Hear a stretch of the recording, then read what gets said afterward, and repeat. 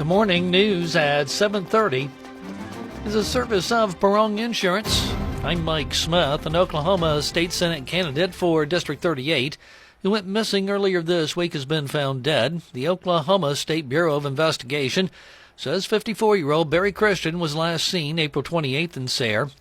Yesterday, Christian's vehicle was discovered by Beckham County deputies in the Sandy Sanders Wildlife Management Area just south of Eric.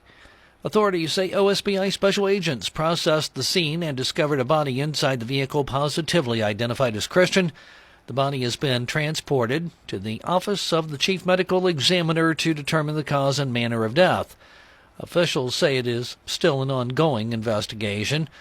The Community Center project in Weatherford is developing further. Kyra Huckabee has more. The Weatherford City Commission yesterday approved a preliminary design, construction, and funding agreement with the YMCA of Greater Oklahoma City and the City of Weatherford for the Weatherford Community Center. The agreement will allow the YMCA to use $1.2 million of ARPA monies for the Community Center project. The facility will be owned by the City of Weatherford and operated by the YMCA in Weatherford. During discussion, Commissioner Warren Goldman expressed concern about receiving reports on the project. Normally, we would have a preliminary view of that before Jody Hall goes out. We would at least be seeing that stuff, and we're not. We haven't had any reports to the commission. We're pretty much in the dark unless you belong to some of the civic groups that have been getting reports. And, we're the elected officials that are responsible for taking care of the citizens' money. It's not ours. Mayor Mike Brown suggested commissioners join the virtual meetings between city and design officials to remain updated on the progress of the facility. I'm Kyra Huckabee for Right Radio News. Southwestern Oklahoma State University will host 4 commencement ceremonies in the month of May on the Weatherford campus for spring 2026 graduates. College of Pharmacy commencement ceremony will be held tonight in the Pioneer Event Center beginning at 7. The College of Nursing and Health Professions ceremony will be held in the Pioneer Event Center the following Friday, that's May 8th at 6 p.m. A combined ceremony for the College of Arts and Sciences and the Dobson College of Business and Technology will take place at the Pioneer Event Center Saturday, May 9th, beginning at 9 a.m. Meanwhile, the College of Education and Behavioral Sciences ceremony will be held in the Pioneer Event Center May 9th. It begins at noon, and each of the ceremonies will be live-streamed on Right Media on Bulldog TV. More news coming up next. Here's Jeff Barong. We try to show our clients integrity, honesty, and compassion when we're working with them. You can get insurance all sorts of places. The most important thing for us, and it's knowing that you're getting not only really good service, but you're also getting the insurance know-how to make sure you're getting covered as best as the market is going to allow you to be covered. For all types of insurance, it's Barong Insurance, the agency service-built Barong Insurance. The most recent U.S. drought monitor was released yesterday, showing that much of Custer, Beckham, Roger Mills, and Dewey counties are in both severe and extreme drought. Meanwhile, all of Ouachita County is classified as being in extreme drought.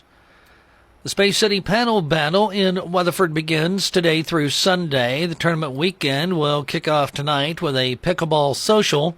Mac McCune with the Weatherford Area Pickleball Association highlights the event. The party starts at 6:30. It's going to be a social. Everybody is welcome to come play. We're inviting the players that are traveling to come in early Friday night and just kind of mix it up, play with whoever, not necessarily be in a bracket, have fun. We'll have the music cranked up and have a party going on out there. Proceeds from the event will go to the Weatherford Chamber of Commerce Education Committee. Registration opens today for the 31st Annual Arts Academy hosted by the Weatherford Arts Council. Summer Academy offers 3rd through 8th grade students a chance to learn more about art, music, and theater. Enrollment is open until Friday, June 26th. The cost is $50. Further enrollment information is available on the Weatherford Arts Council Facebook page. That's news at 7:30, a service of Barong Insurance. Coming up next, we'll look at local funeral notices after this word from Lee Hometown Funeral Home. When you lose a loved one, it's important to have someone who's compassionate, understanding, and personal. Brandon Lee with Lee's Hometown Funeral Home in Clinton is dedicated to honoring your loved ones with heartfelt service. His goal is to create meaningful tributes that celebrate lives while guiding you with every step of the final process. Whether it's a traditional service, cremation, or pre-planning, if you have already purchased a funeral plan elsewhere, they will honor it as if it was their own.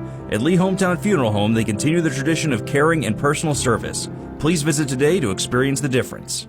Memorial services for 79-year-old Danny Wayne Rhodes will be held today at 10 o'clock at First Baptist Church in Weatherford. Interment will follow at Greenwood Cemetery in Weatherford. He worked for 3M. Services under the direction of Lockstone Funeral Home in Weatherford. Funeral services for 46-year-old Bertina K. Plummer Wolf will be held today at 2 o'clock at Grace Baptist Church in Dill City. Interment will follow at South Burns Cemetery in Dill City. Services under the direction of Ray and Martha's Funeral Home of Cordell.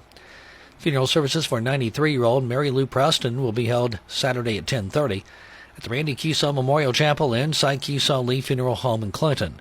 She worked as a nurse. Interment will follow at Mount Hope Cemetery in Fay. Graveside services for 87-year-old Martha Hackney will be held Saturday at 11 o'clock at the IOOF Cemetery in Norman. She was a funeral director and former owner of Ray and Martha's Funeral Home. The celebration of life will follow at 1 o'clock at Pemrose Funeral Home in Norman. Services under the direction of Ray and Martha's Funeral Home in Hobart. Funeral services for 84-year-old Charles Carey Nimmo will be held Saturday at 1 o'clock at the First United Methodist Church in Clinton. He worked as a pharmacist. Interment will follow at Peace Lutheran Cemetery in Bessie. Services under the direction of Lee Hometown Funeral Home of Clinton. Celebration of life for 56-year-old Amy Lynn Gehring will be held Saturday at 2 o'clock at Fairlawn Cemetery in Elk City.